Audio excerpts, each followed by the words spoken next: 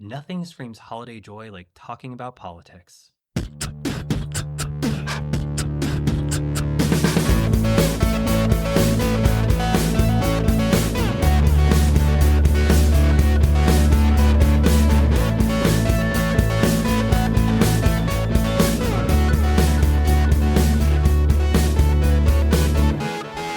Hello, my LGBTQs, and welcome back to another episode of A Jaded Gay. I'm Rob Lovelace, and today I am a non-jaded gay because your boy is on Wellbutrin because I'm hoping to get well soon. Yes, it's been a very heavy year with politics. I just have been feeling it weighing upon me.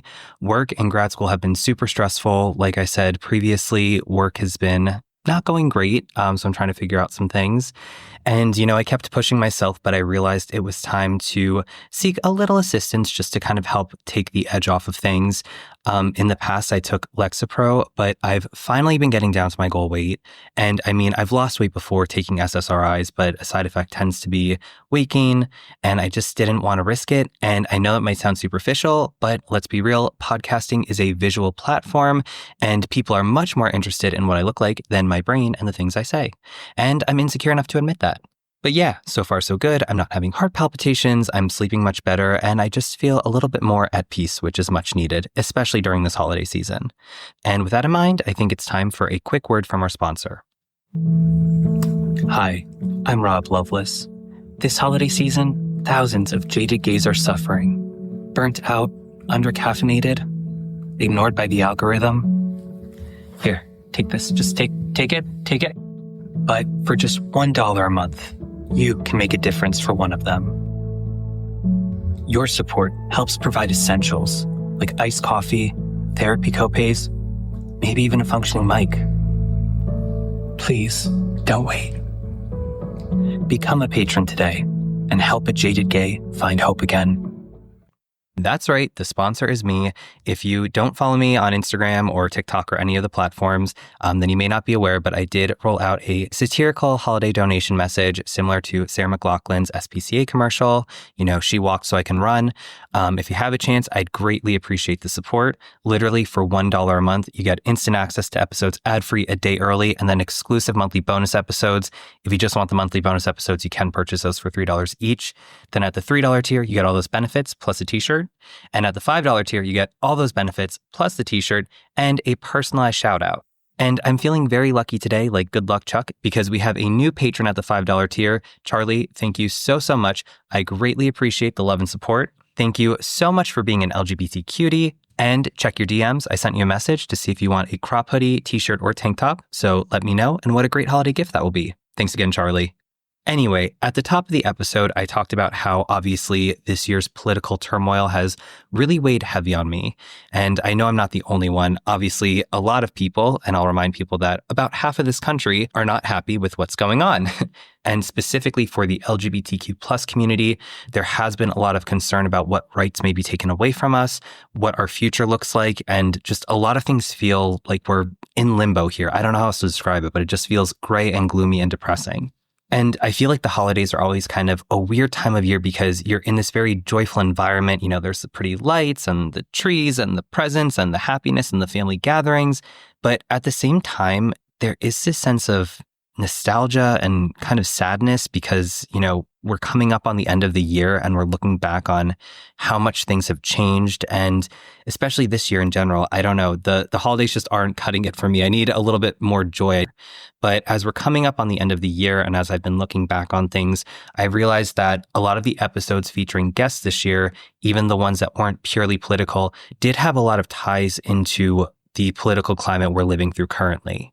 And I typically do a best of guests episode every year, just looking back at all the guests we've had and some highlights. This year, I kind of wanted to focus in specifically on the political pieces we heard about from the guest episodes. And I know when you hear that, you might have an immediate reaction like, seriously, can we get away from politics for a second? And I get it. But to me, the thing that stood out is while we are talking about politics, the insights that these guests brought throughout the year really were not purely doom and gloom, but a lot about hope and resiliency and the need to keep pushing forward and come together as a community to love one another. And so I think it's really important that as we're closing out the year, we hear these messages again, and that we take this sense of optimism and hope into the holidays and into the new year to continue pushing for progress, but also to feel a little bit of light and hope. So we'll be getting into that. But before we do, you know the drill, tarot time.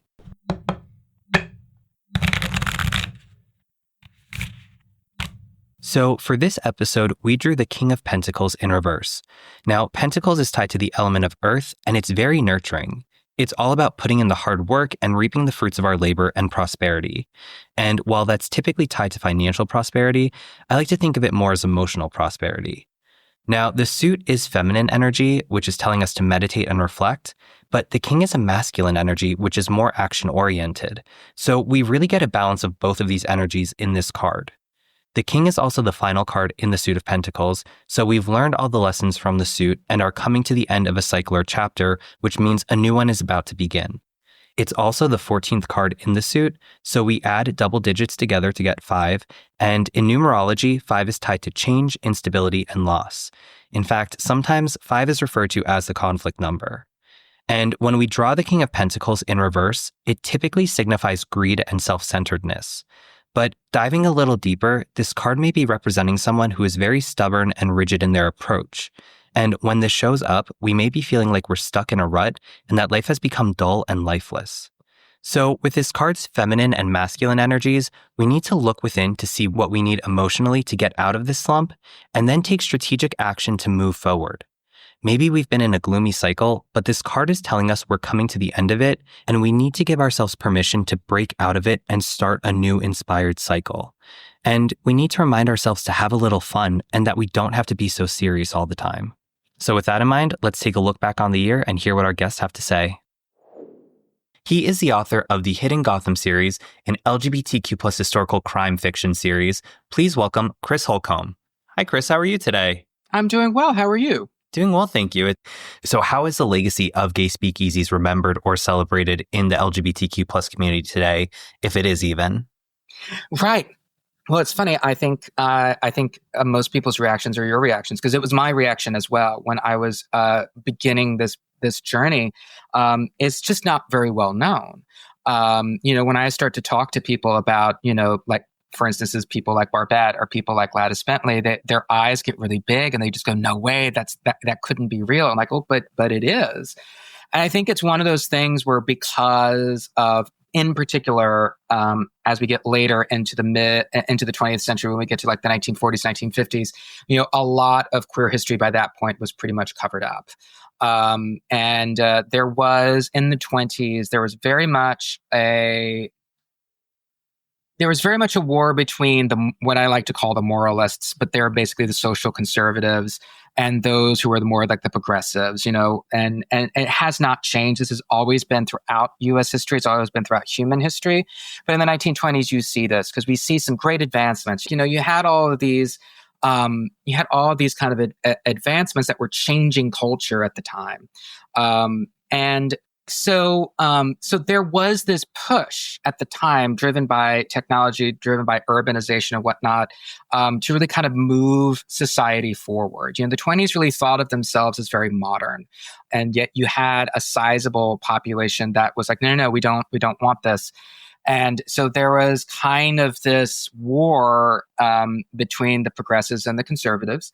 And then when the Depression happened, with the stock market crash, actually there were several crashes in 1929 going into 1930, and then that led to a permanent recession, a decade-long recession.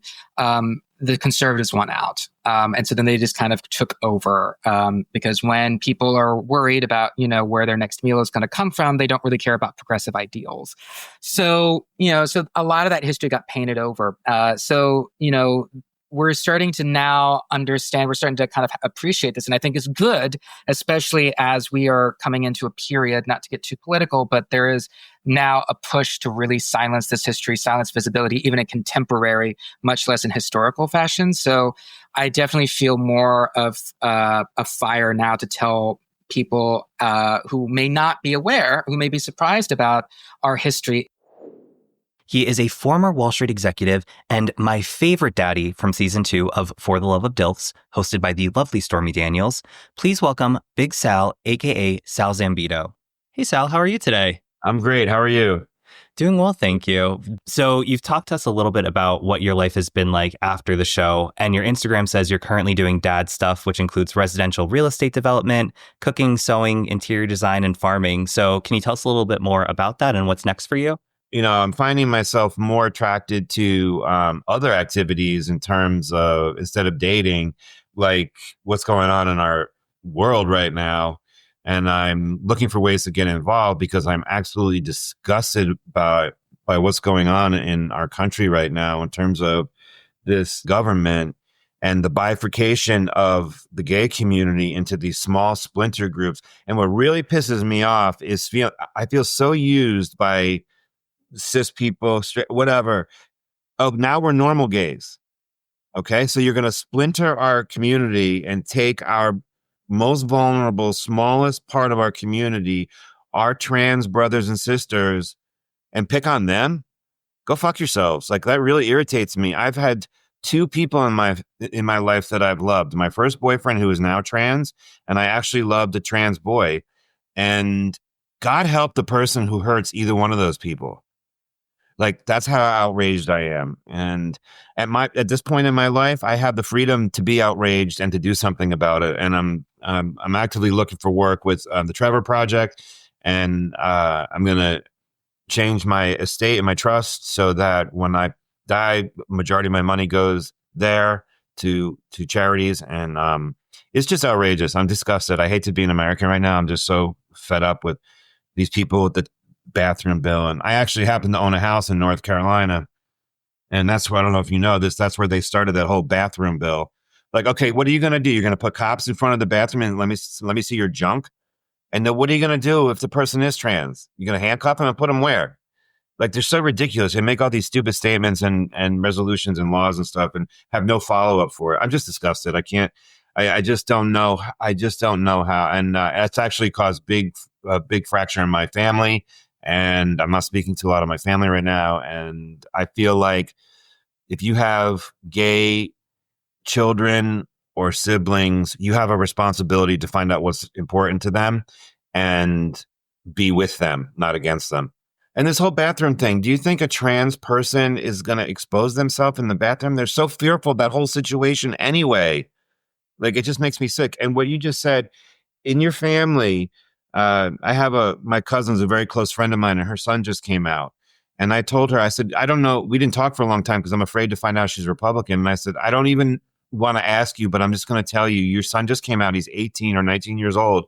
Your responsibility now is to find out what's important to him and what's going to protect him.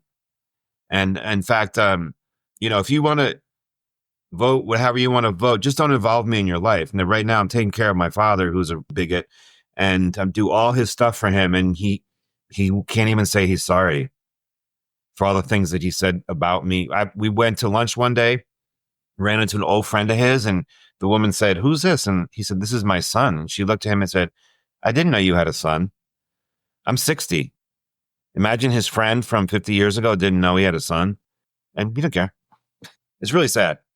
It's like, I'm good. Like, in spite of all those things, I'm a very happy and positive person. I do a lot of great things that I enjoy in my life. And I'm actually working, closely with my therapist now, how to, like I said before, unpack all that stuff, because every time I'm around these people who I feel have used me, I have a visceral reaction. It needs to be channeled into something good. They are absolute legends in the podcasting world and recently published their first book. Please welcome Mike Johnson and Kyle Getz. Hi, Mike. Hi, Kyle. How are you today? Hey, good, Rob. Thanks for having us. Of course. Thanks for coming on today. Obviously, right now it is very heavy and tumultuous time. I'm going to borrow a word from Gayish. There's a lot of dickbag fuckface assholes in office right now. So given the current climate, what are some ways that we as members of the LGBTQ plus community can work to challenge and deconstruct harmful stereotypes? I think being authentic to yourself is one way to challenge it, because you naturally will not fit into all of the stereotypes. You probably don't live in Palm Springs, and you probably aren't a jacked cis white guy that, goes to the gym every day and parties every night. Like you won't fit all of the stereotypes. So learning to embrace and live in your authenticity, I think, is one way to combat the expectations that people have of gay people. I think that it is important to be as visible as you safely can. That they are trying very hard to shove us all back into the closet and annihilate us. And I think the only way to combat that is to be as in their face as possible. And that's easier said than done. Like there are a lot of people who are vulnerable or not in a place where it's safe to do so. Protect yourself. Do whatever you have to do to protect yourself. And if you can be out and be a pain in their ass, you absolutely should. That's going to help move the needle. I like to say on the show all the time that the default setting for America, or what they want America to be, is a cis, white, straight, able-bodied Christian man. And the more of those 6 things that deviate, the less human you are to the right in this country. And so I recognize that I'm not straight and I'm not a Christian, but I am still a cis white dude, and that comes with a lot of privilege. And it's important to all of us cis white gay men to step up. Like we need to step up and look out for the rest of our community that doesn't have that privilege. And so cis white gays, get it together, get out there, use that privilege, be protective. He is a global lecturer and educator on LGBTQ plus civil rights. Please welcome Greg Baird. Hi, Greg. How are you today? I'm doing great. Thanks for having me on your podcast today. Of course. You mentioned that right now, a lot of LGBTQ plus people are checking out because they just feel completely overwhelmed by everything going on, and rightfully so. So what advice would you have for those individuals who feel discouraged by this systemic hate and bigotry we've been witnessing, but still want to build stronger relationships with allies? What I tell everybody right now, number one, is protect your peace. We all need to do that. That's the key thing going into the next 4 years, however long it's going to be. Protect your peace. So if you're feeling discouraged, do what you can, your part, that you feel safe also in getting allies, being together. We all need to look out for one another. We all need to be very curious of our surroundings and protective, and being there. It's a hard time because I think maybe some allies are feeling that they should I be an ally right now because it maybe for the safety of my family or my safety or whatever it may be. Do what you can that you feel comfortable with, but being an ally is not always comfortable.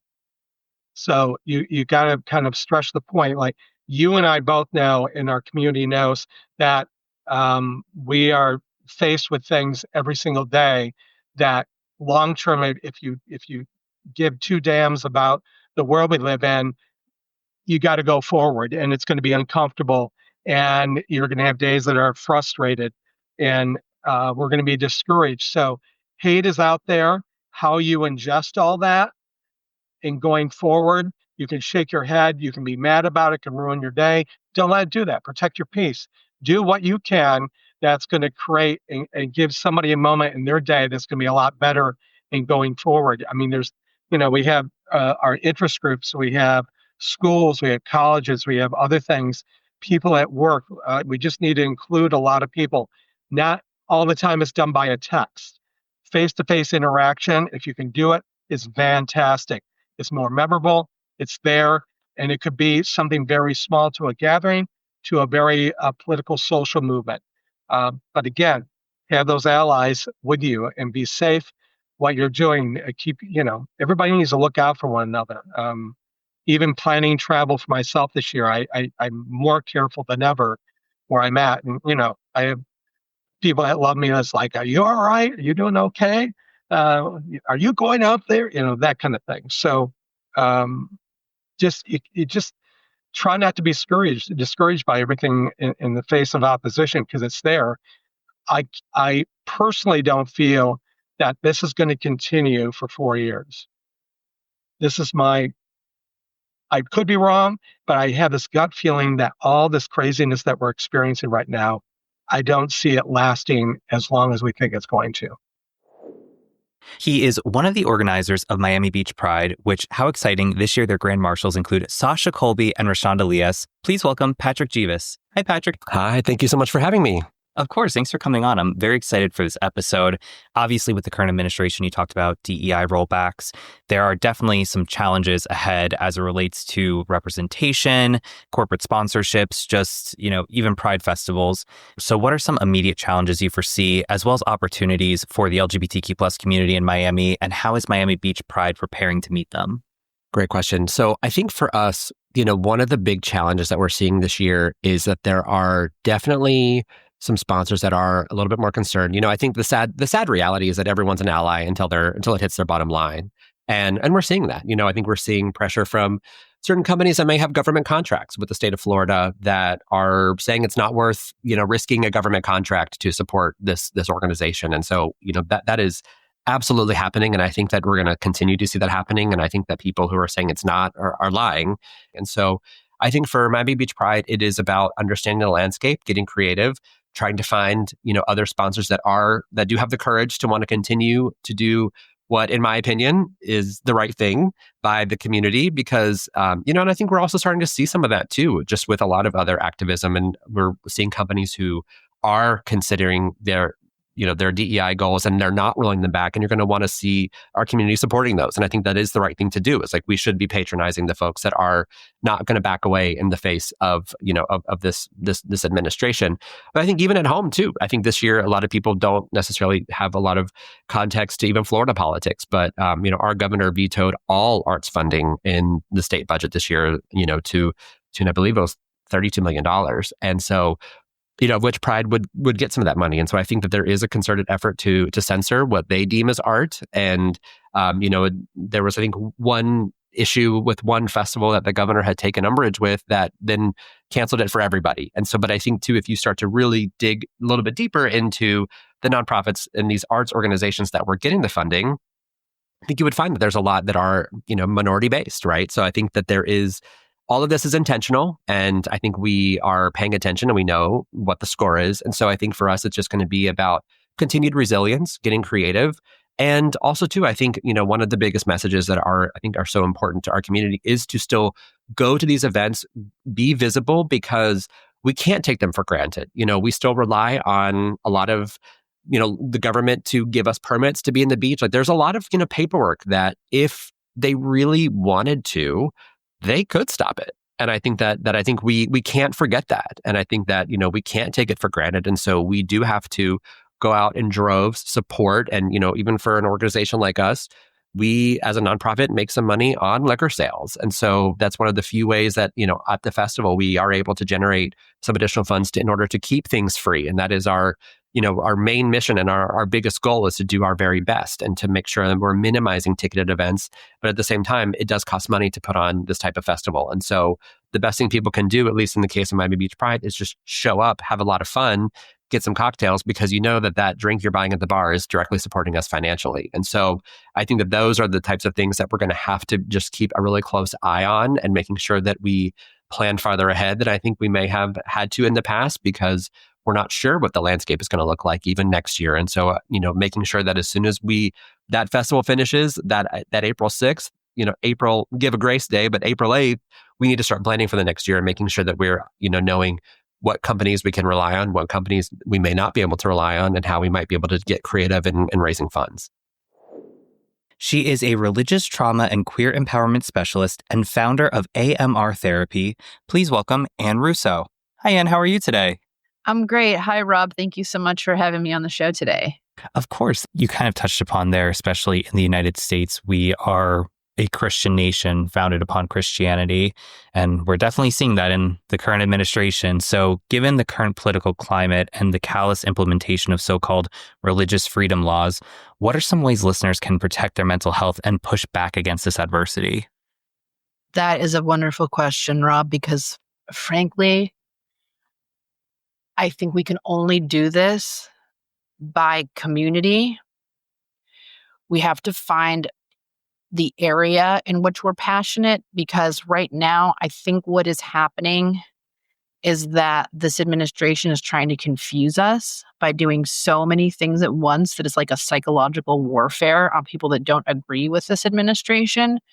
And we become numb and complacent and just overwhelmed, right? Like it's just too much to take in. So what I would suggest is find the issues that are that you have the most passion about, whether it's around sexual orientation or undocumented folks, or it's about the economy or breaching of data, whatever you're feeling passionate about, spend your energy working with a group that's doing that work. Because I think we all, care about all of those things, but we can't take them all on. And that's how they win. Right? We're spreading ourselves too thin. So find your group, find your people. If people could do this, then I think we would find huge coalitions that are really pushing back on all these issues. So go out there, and also taking care of your mental health. And I'm going to be really honest, it's tough to do. This is something we've never experienced in America before, where we have the federal government assaulting groups. We've always had the federal government fight for the marginalized against the states. This is the opposite. This has never happened in our history. So if you're overwhelmed, if you're having psychological warfare happening for yourself, it is okay. It is normal. It is natural. Some people have said, I feel like it's COVID, like that psychological warfare that's going on. Be educated. Absolutely. Don't doom scroll.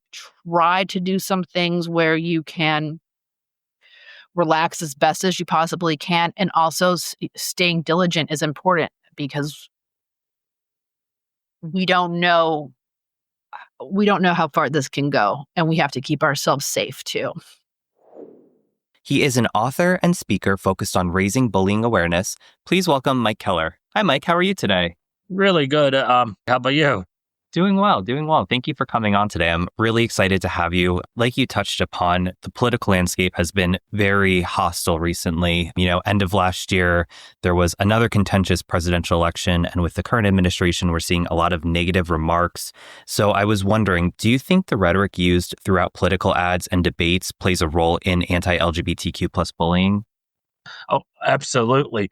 I think it's human nature that people are using this political landscape as an excuse. So the excuse is that, hey, our politics say it's okay, so now it's okay for us to do this and to really put down other groups. But what I've always found, and even in politics, is it's the weak ones that do the bullying.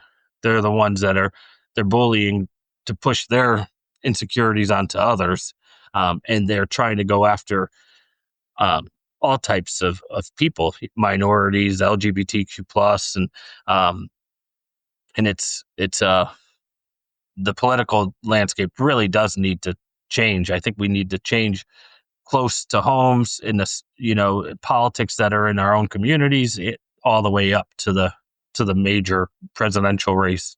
And most people do not. A lot of people don't vote locally.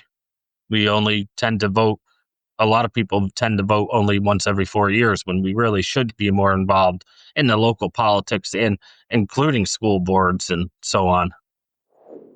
He is an LGBTQ plus historian and founder of Christopher Street Tours.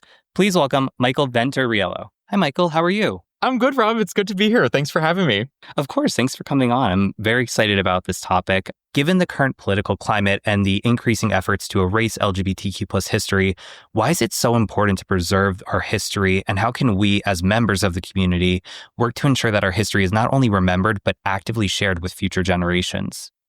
When I first started Christopher Street Tours and sharing LGBT stories, I did not consider that to be a radical act. I thought it was an act, maybe selfishly, of, self-preservation, of sharing something that I was passionate about and that I cared about. Maybe secretly I was just looking for community, like other members that also cared about this history, and I would meet them on tour, and that was really awesome.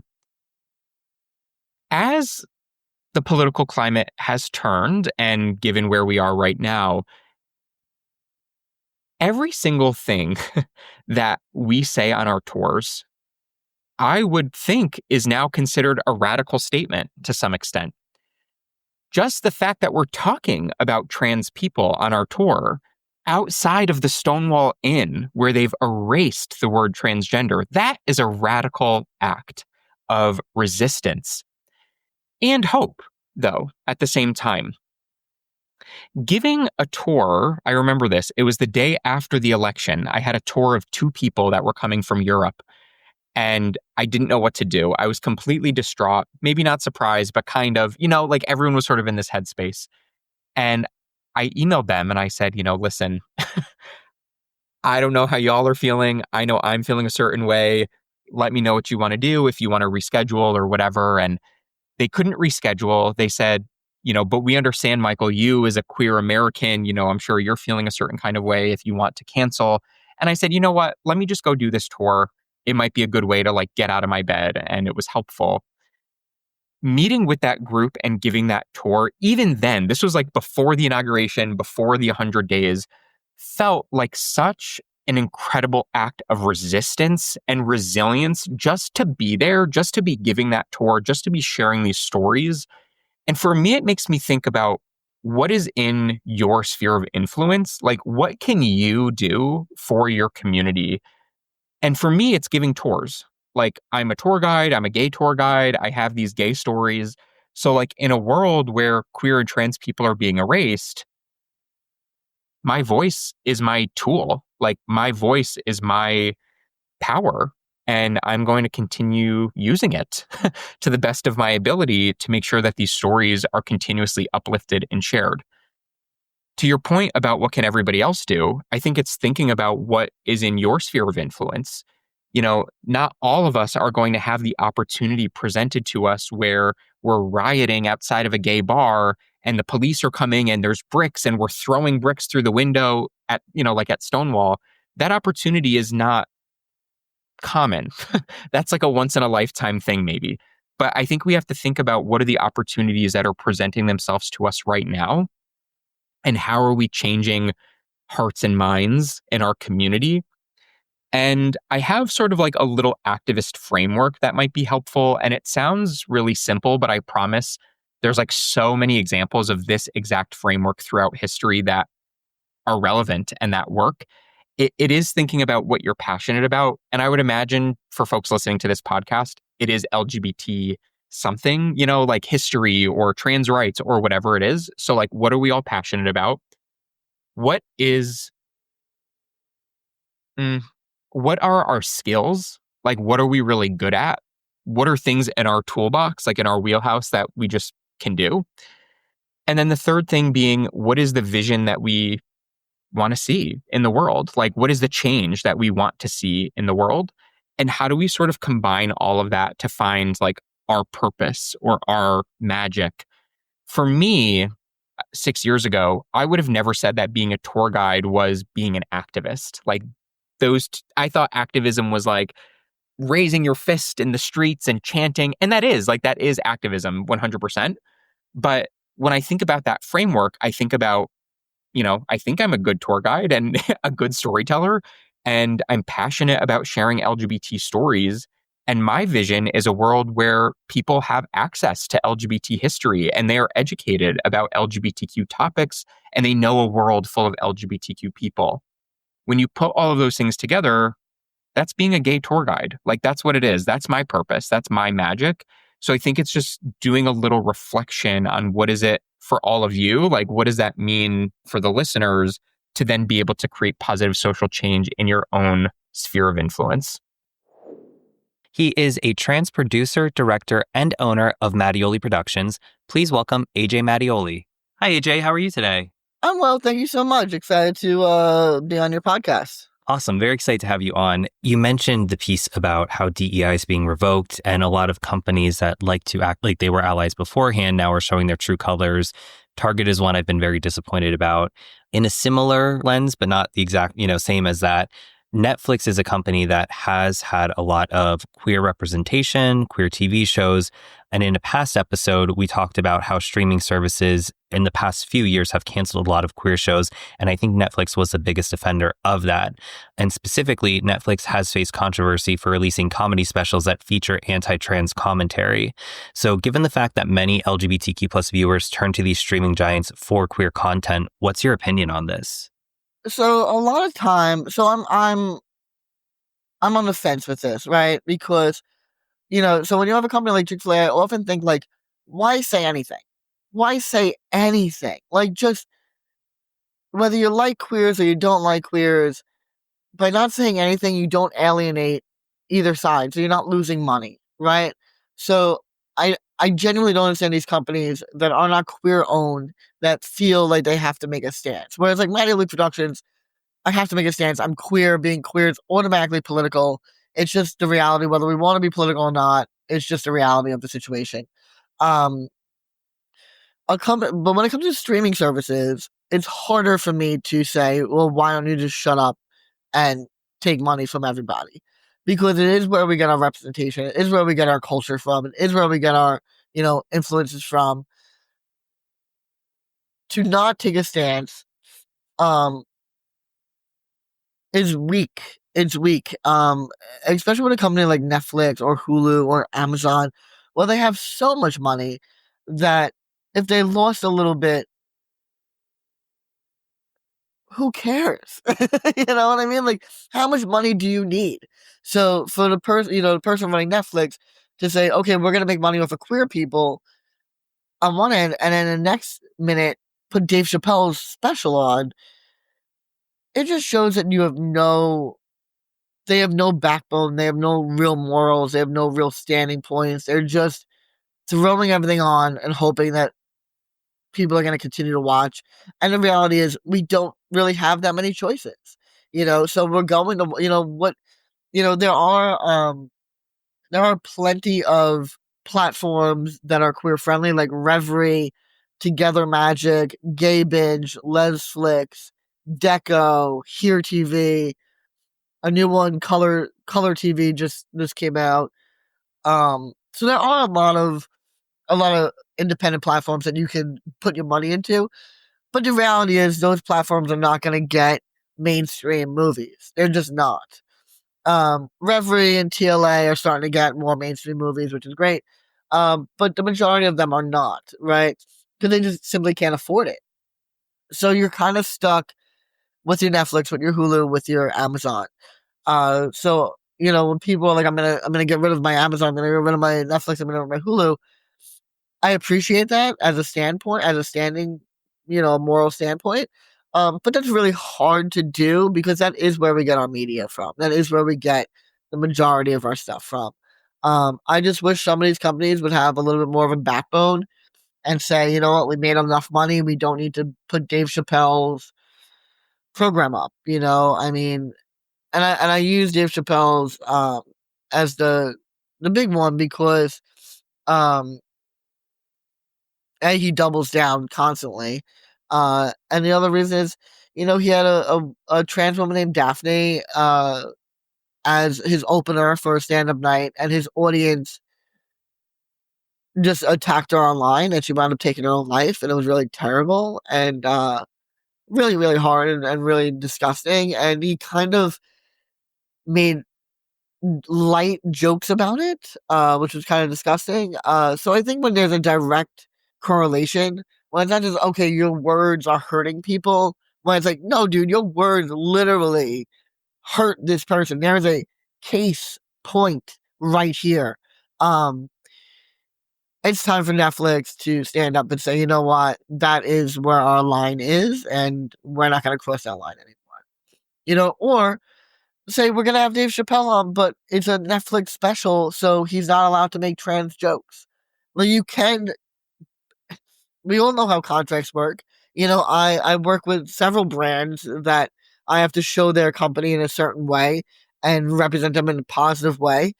So there's no reason that Dave Chappelle can't be told via contract, if you want to do this Netflix special, you cannot make trans jokes.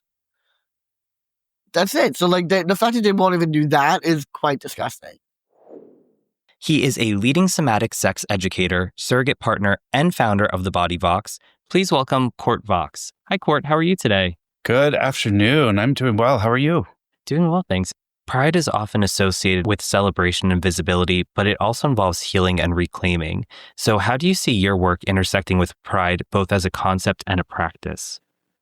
I've had my kind of thoughts and feelings around Pride for a long time. And I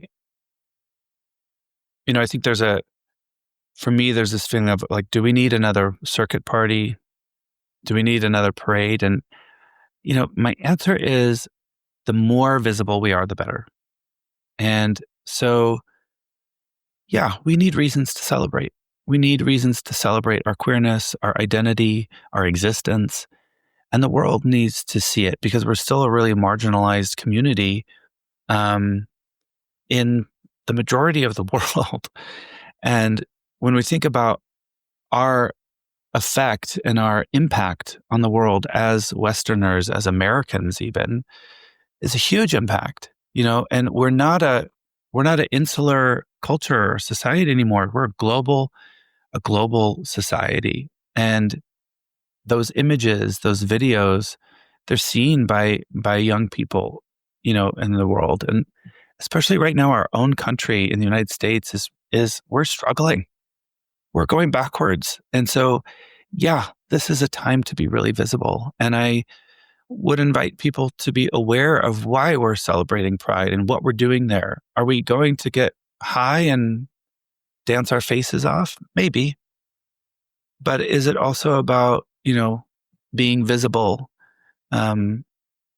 standing with each other in a group and saying, we actually have solidarity with one another. We're a large group of humans and we are proud and we are colorful and beautiful and we stand together. I think those are really important themes for us in this current climate, not just in the United States, but as people are seeing us in the ways that we're still able to express freedom, it's really important. She is Advocacy Counsel for the National LGBTQ+ Bar Association. Please welcome Mari Nemec. Hi, Mari. How are you today? I'm doing so good. How are you? Doing well, thanks. Given the current political climate, what we're seeing with the current administration, what is the LGBTQ+ legal community experiencing right now, and how is the LGBTQ+ bar stepping up to meet this moment? Yeah, that's a huge question. There's so much that I could talk about, but I think, first and foremost, we have to address that, the transgender, non-binary, and gender non-conforming members of our community are being openly and explicitly targeted and dehumanized, and they're attempting to erase those folks from public life, which is incredibly scary on so many levels. And this is something that has been a trend for a long time, but is reaching, an intensity now that hasn't existed in the last 10 years.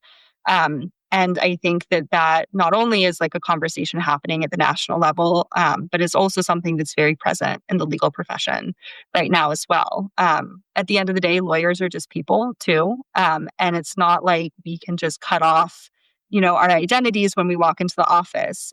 So especially for trans attorneys and law students right now who are already having such a difficult time personally managing that fear, that anger, that sadness, trying to navigate how to keep themselves and their communities safe, them having to come into work or into school in very demanding environments is really hard, and it makes it hard to do your job.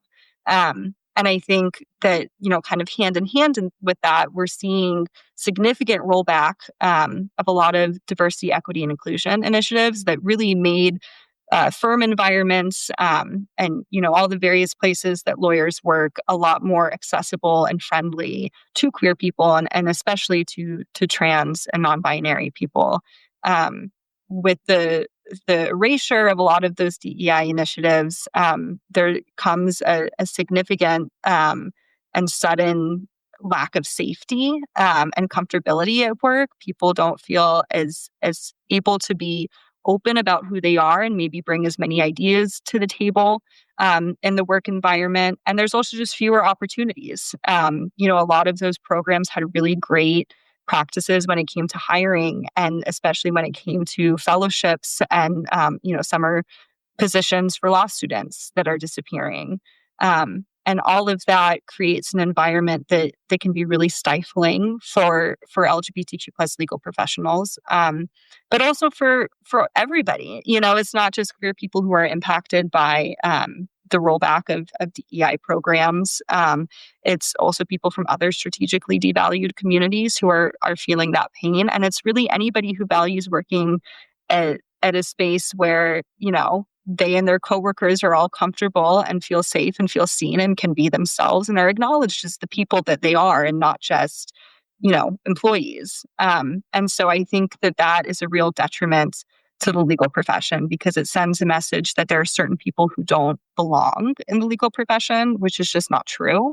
And it's also just bad for business. I think that a lot of people perceive the legal profession as a really dry, boring, profession where we all just kind of sit around and read the law and that's it. But it's super creative. It's really dynamic. And the best lawyers are the ones who can think really creatively and come up with innovative ideas and arguments. And that's going to happen when you have teams that are composed of people from a variety of experiences and backgrounds, both personal and professional. When there are more seats at the table and more voices being heard, there's going to be more ideas and more creativity. And that's going to lead to stronger legal arguments, which is going to lead to more people wanting to work at that firm. It's going to lead to more clients wanting to be represented by that firm. So it's not only a detriment to queer people to roll back these DEI initiatives and kind of abandon that commitment. It's also a detriment to the legal profession as a whole, because we're not getting the same robust, dynamic creativity that we get when people are able to flourish in their workplace. And I think, as for the second part of your question about, how the bar is meeting this moment, I think first and foremost, our membership is definitely meeting the moment. Law students across the country are organizing on their campuses. They're advocating for themselves and for their peers, and they're, forming new student groups, revitalizing old student groups, and our members who are practitioners are also in courtrooms every day, whether it's at the national level or just at local municipal court, arguing for the continued safety and civil rights of LGBTQ plus people in various capacities. And I'm really, really proud of our members for doing that. And at the bar, we are not backing down at all. I think that there was some fear earlier this year that, LGBTQ plus groups were going to kind of abandon trans people because it's scary right now to be supporting trans people, but we are absolutely doing the opposite. And from what I've seen, a lot of other organizations also are doubling down and saying, no, these are important members of our communities. They're important members of our families, and they are us. We are not going to back down from advocating for our trans members. And we're also not going to back down from our DEI work. We're doubling down on that too, because we know that it makes the profession better. We know that it makes the country better when we value everybody's voice. And we're also really focused right now on education and awareness, because there's a lot of fear in the community, a lot of very valid fear. But I think that fear exists when people are kind of in an unknown place, when they don't know what's coming. They don't know what a certain law means for them. They don't know how an executive order is going to impact them, or whether it's able to change the law, which it's not. And so when we provide people with more information and we clarify what all these things that they're hearing in the news means, I think that helps to ease some of the fear and allows people to begin to plan to keep themselves and their families safe. And so that's why we created the tool, like our executive order tracker, so that people know what's happening with the executive orders and what that all means. That's why Lavender Law this year is going to be really focused on kind of these cutting edge issues that we're facing right now as a community. And that's why we're also keeping up the good and quiet work, like the bench guide that I mentioned. I also meet regularly with law students or people who are interested in law school to talk about what law school is like, connect them with resources, plug them into networks. And that all isn't super glamorous work that's like directly addressing what's happening right now at the federal and at state level. But it is important work to continue life as normal, because I think right now folks are trying to make us feel like we can't continue life, but we can, and that's important. He is the author of Queers in History. Please welcome Keith Stern. Hi, Keith. How are you today? Hi, I'm doing great. Hello to Philadelphia and the world beyond. Awesome. Glad to hear. And we're glad to have you here for a very special Pride conversation. You had mentioned that one of your early hopes was that society would someday fully acknowledge and integrate queer contributions so that this book would eventually become unnecessary. Given the current political climate, how do you feel about that hope? That hope has been dashed. My book is not unnecessary, and I wouldn't have spent the past 6 or 7 months working really hard on it. I worked myself so hard that I had to call an ambulance at one point to kind of resuscitate me. And I really put a lot into it just to bring it up to date. So I'm sad that I had to do that, but the battle continues, the work goes on. And we're living in a time where governments are actively erasing queer and trans visibility. So how does that reality shape the urgency of this book's existence today, 32 years after its first release? Yeah, well, to people who love history, history is sacred, and the truth is sacred. And we don't always have the truth, but we're always seeking the truth. And that doesn't seem to be the objective anymore. The objective of not only the U.S. government, but some other governments around the world seems to be to rewrite history to suit their own purposes, whether those purposes are to make themselves feel better or make more money or whatever. But history is the truth. And so the more of the truth we can get from our history, the better. And particularly LGBT plus history has been ignored, subjugated, made trivial. Most historians will tell you that it doesn't matter that a person was gay. It didn't have any effect on their work or on their accomplishments. But I think my book disproves that statement. It shows that they wouldn't have been who they were if they hadn't been gay. Given the current political and cultural climate, how do you see the role of queer historians, writers, and archivists evolving over the next decade?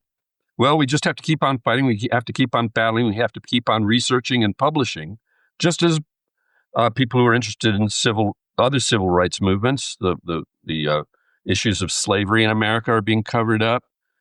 And it seems that every minority, we all have to, fight for our place at the table, our place in the room, however we want to participate in society. We need to fight to continue to be included and to be understood and not to be trivialized. So that's the role of an historian, is to put things in perspective so that you understand that what's happening today is not necessarily very different from what has happened in the past. And as one of the people in my book said, those who fail to understand history are doomed to repeat it. He is a New York City-based queer comedian. Please welcome Michael John Suzuki. Hi, Michael. How are you today? Hi, Rob. I'm good. Obviously, there's no denying Pride Month this year feels a little different. Yeah. So given the current political climate, what power do you see humor bringing to the table? I think first and foremost, comedy this June is an essential space for release for us. I think that it's really important that we center queer joy. And if that is something that we can do with comedy, then we must, because it is otherwise incredibly difficult. And I don't think that any of us are interested in queer narratives primarily reverting to that of queer suffering anymore. So I think that comedy is the means by which we continue to fuel ourselves by reminding us that which we're fighting for. We're fighting for our laughter. We're fighting for our love. We're fighting for our ability to gather and celebrate who we are and what we are and how we are together. And if laughter and a little bit of light can inspire us to like get back on the streets and, get back in dialogue with folks who want to take that away from us, then great. I also think that like, I think all art is political, and speaking our stories, I think for myself, like it's actually taken me a little while to recognize that simply sharing my story, honestly, is a political act, because at the end of the day, I am narrativizing and putting out into the world possibility that, our villains, politicians who oppose our existence, want to snuff out. And so the louder and more consistently we can message who we are, the louder and more consistently we can tell our stories, the more we are claiming our space. So when I tell jokes about, my open relationship, when I tell jokes about like my sort of like hookups gone awry, that is, even as stupid as it may sound, inherently political, because it creates space for possibility of existence that our opponents in the political sphere wish to snuff out. And so beyond simply providing us an opportunity to celebrate and laugh with one another, comedy right now, a month like this, is an essential opportunity for us to argue for our existence by saying who and what we are. Going off of that, we've been seeing with corporations this Pride who once wanted to celebrate us by selling Pride merchandise and making money, now are slowly turning their backs, or maybe they only want to embrace the quote unquote normal gay guy vote. Yeah. Similarly, we had touched upon early queer representation in comedy. It tended to be more stereotypical because that was what was more digestible for the mainstream. So in the face of this adversity that we're seeing currently, how do you keep your work authentic in a world where queer culture is sometimes commodified or watered down? I think that's, especially from where I sit as somebody who is, a regional artist. I work in major cities along the East Coast. I travel occasionally to the UK. And I tell my stories. I think that it's a really tricky question to ask, like, how do I write a pop song like Just Dance or Bad Romance that is going to get me on the radio so that I can then release my Born This Way? This is explained in pop terms for comedy. I think often about like, how can I make something accessible and palatable so that I can one day do the weird and spiky things that I am slightly more interested in doing, or that are slightly scarier even, and slightly less accepted. And, I think that looking at, the inspiration that I just named even, while those Lady Gaga songs use the structure of pop music in a very traditional way, by no means do they compromise the unique perspective that she brought to pop music. And I think that it's sort of like, that's the sort of secret as queer people and as a queer creative myself that I try to employ. I'm not going to silence myself, and I'm not going to censor myself when it comes to my subject matter or my sharing my experience. But I am going to make sure that I am crafting as unimpeachable and unfailing a piece of work as I possibly can. I think, we have to make ourselves undeniable. And that's what Lady Gaga did. and, like, for the rest of my life, I know I've chased work that is as undeniable as some of her biggest hits. Because if our most conservative countrymen want to dance to Poker Face and Just Dance, and our, most normcore, if we can make a conservative laugh, like, which is arguably like what these tropes that we started out our conversation discussing could do, like these are all Trojan horses. These are all Trojan horses that ultimately like get our identities and our politics further down the road. These are Trojan horses that advance our agenda. And so, all to say, and this is a tricky question. And so forgive me for sort of like working my way here.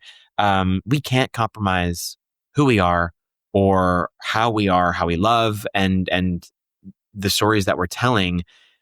I do think that all we can ever do is make sure that we are speaking as intentionally as possible and as clearly as possible to our audiences.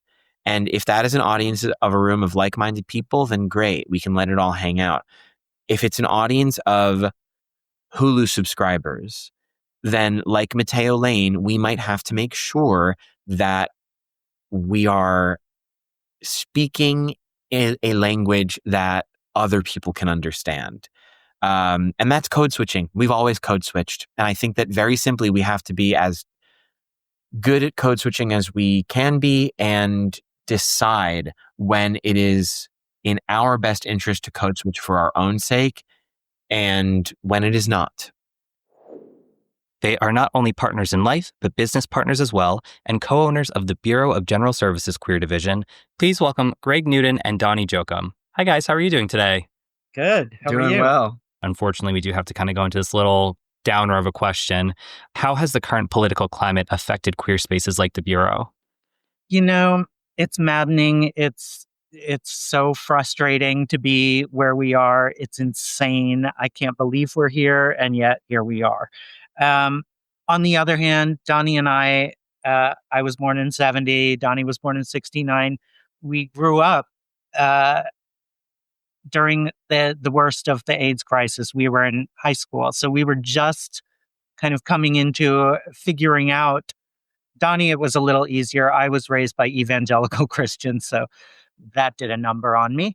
But yeah, we were growing up in a very hostile environment just because the AIDS crisis was so focused on gay men.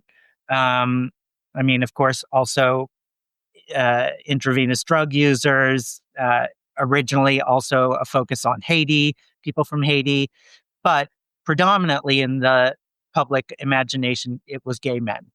And so we were already a kind of despised minority, and now it was just like on steroids.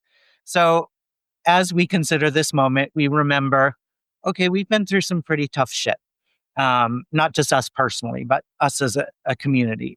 And then if you look before the gay liberation movement, the 50s and 60s, going back further and further, there's a lot of very horrific things that we've made it through. So we try and keep that in mind. Like, this isn't the first time. This is not new. We've made it through before, and not to minimize what's happening. It's real. It's awful, but let's keep some perspective is what we tell ourselves and what we tell others. And also we remind each other, like, we don't have to think about the orange clown every day. I hate to even bring it up. I never say its name, but I remind people, like, we can talk about other things. It's not that we're denying the reality that's happening, but we need breaks. We need pleasure. We need joy. We need to fight the good fight. And then we need to have some fun. And we need to remind ourselves that this isn't everything, that this too shall pass. And give each other strength and find pleasure wherever we can and grab it and cherish it. I feel like that's something we've learned from those who've come before us. People fighting during the AIDS crisis, many people didn't know if they would live another year. And they were busy as activists, but they also partied. They would go from being activists in the street to going to a dance party at night. And so I feel like that's such an important legacy that we've learned from is you got to have joy. You got to laugh. You got to not let this take over your mind space. Don't let them, take over your mind. He is the creator of the TikTok account The Wicked Pumpkin. Please welcome Nick Paul. Hi, Nick. How are you today? Good, Rob. How are you? Doing well, thanks. I feel like 2025 has been a very turbulent and tumultuous year, especially for the LGBTQ plus community. And online, obviously, there can be a lot of toxicity, even in social media. So how do you think we as a community can push past this to really find our community online? I think it's whether you have one follower or you're like Taylor Swift. I think when you see any mean comments, it can strike a chord. Especially for LGBTQ plus people. And I think that, just try to ignore it as much as you can, even though, we can't stop people from saying negative things. Like I've been bullied, when I was younger, for being fat or being gay. And, that really struck a nerve with me, and it's something I carry with, but now it's something that I'm really proud of. My body has fluctuated so much over time, and, I've always had more a feminine voice that I was very self-conscious of. And now I'm just trying to be you know what, that's a part of who I am. And I've had people come up to oh, your voice is so soothing when I watch your TikToks, or, it's really nice. And hearing a compliment about my voice when I've been so self-conscious about it is really nice. And I think that surrounding yourself with people who really care about you authentically is so important too. I think, I have a lot of acquaintances, and I love meeting new people, but I think the really close friends in my life, I just trust them so much. I support them, and they support me. And, going back to okay, the queer community, and, how can we ignore that and fight that? I think just stay within your communities, keep having conversations, vote. I would say, I think that people just think you should vote for the president, and I think your local elections are so important. Try not to get drowned in it. I used to work in the news, and it's so easy to have mean world syndrome and just think everything's bad. And I think it's so important to stay informed of what's happening and laws that are changing, but also stepping away from it at times too. It is okay to not always be obsessed about what's going on, and just talk it out with people who you trust with and that are going to have good conversations. And that's what I've learned. I'm okay, this particular friend is into politics and we can talk about it. This one, it's going to make them stressed out. I want them to know where I stand and inform them about things. We don't have to go all into it. You know your safe spaces, She is a New York City-based drag queen and author of The Freedom to Love. Please welcome Jezebel. Hi, Jezebel. How are you today? Hi, I'm so excited to be here, to be with you, and this is going to be fabulous today, so thanks for having me. Oh, thank you for coming on. I'm super excited for this topic. I think it's especially relevant given the political world we're in. We're seeing LGBTQ plus history being erased when there has been such little history typically recorded. So it's great to have an LGBTQ plus author who focuses on LGBTQ plus historical fiction to kind of create that representation in a time when we really didn't have that recorded history. So a lot to discuss here. Why is it important to center LGBTQIA plus narratives in historical contexts that have traditionally erased or ignored them? It's important because it puts a marker in the sand and says to people, we were there. And you can go back to all sorts of ancient, and not everything was written. A lot of stuff goes by oral tradition. Sometimes you get it in pictures, right? And carvings and paintings. And we were always around. And the more we let people act like we are just a modern phenomena, the more they're going to continue to try to make us small, and not just small in numbers, because that is a calculated attempt by some, but small in spirit. And we have that power in our hands to not be small in spirit and to claim ourselves. We've been here forever, as I say, and we will be here forevermore. And so look at the current moment that we're in, right? And think about the arc of history. This is a terrible moment, and yet all moments end. And we're still going to be here. No matter what they do, no matter what happens, we will still be here when the dust settles. And with that in mind, what does the freedom to love mean to you, both personally and politically? Personally, it means to me, it just connects back to my own relationship. And I just think about the fact that, it's 150, 60, 75 years since pre-Civil War and the Civil War. And in my own relationship, watching the struggles that my own partner lives through that, frankly, I was oblivious to before I was in a relationship with him. It touches me on a personal level, this book, because it's like our love is transcendent. And I'm so, this is somebody who truthfully can do more than anybody I've ever known. He's smarter than anybody and better in so many ways than anybody. And yet oftentimes doesn't get the same opportunities because of the color of his skin. So this book resonates to me with that. And I tried to add some modern reflection in this, or kind of spin a little of it on its head, especially around this idea of choices, when there weren't a whole lot of choices. And yet choices still for a lot of people in this country are limited. And that just kind of resonates with me on a personal level. And politically, I guess I'm beating a drum, but I just want us to stand up and continue to declare our presence. And I don't care how many anti-whatever bills they write. No matter what happens, we are still going to be here. And so we've got to use our voice to let them know we're not going anywhere, whatever that voice looks like. And art is a voice. And this is, my way of making a statement and standing for people who oftentimes don't have voice. So there you have it, Best of Guest Politico edition. Like I said, I'm really hoping that this isn't meant to be gloom and doom, but to inspire us and give us a little hope on the horizon for the year ahead. And connecting it back to the tarot, again, this card is signifying that we may be stuck in a rut and that life may be feeling dull and lifeless. And I think it's very easy to feel that way given the current political climate. Hello, Wellbutrin. But just like our guests highlighted, while there are real issues and fears and threats, there's also so much to be hopeful for.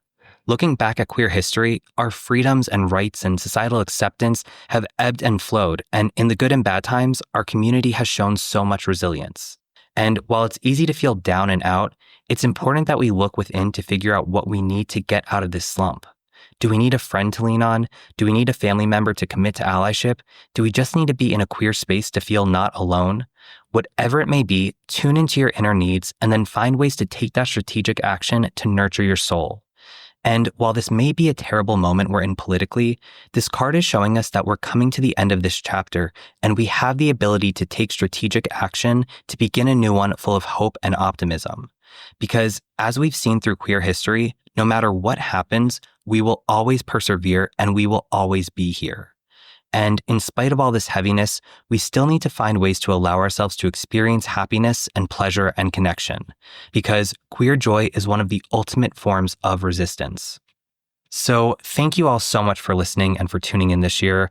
I hope these episodes throughout 2025 have helped you to heal and learn and take action to move to a happier tomorrow. And as always, I'd love to hear from you. For any questions or feedback, please reach out to me, rob@ajadedgay.com. And let's keep the conversation going on our Discord channel, the LGBT Cuties Lounge. Check it out and connect with other listeners. Please also remember to rate, review, and subscribe. 5 stars only. I greatly appreciate it. For more information on this episode, our guests, resources, blog posts, links to merchandise, socials, all that fun stuff, you can visit the website at jadedgay.com.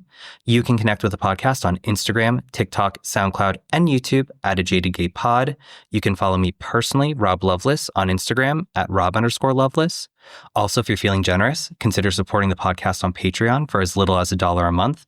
That gets you instant access to episodes ad-free, a day early, plus exclusive monthly bonus content. Or if you just want to access those monthly bonus episodes, you can purchase them for $3 each. And if you're scared of commitment, don't worry, I get it. You can make a one-time donation on Buy Me a Coffee for any dollar amount, and both the Patreon and Buy Me a Coffee are at @ajadedgaypod. And remember, every day is all we have, so you got to make your own happiness. Bye!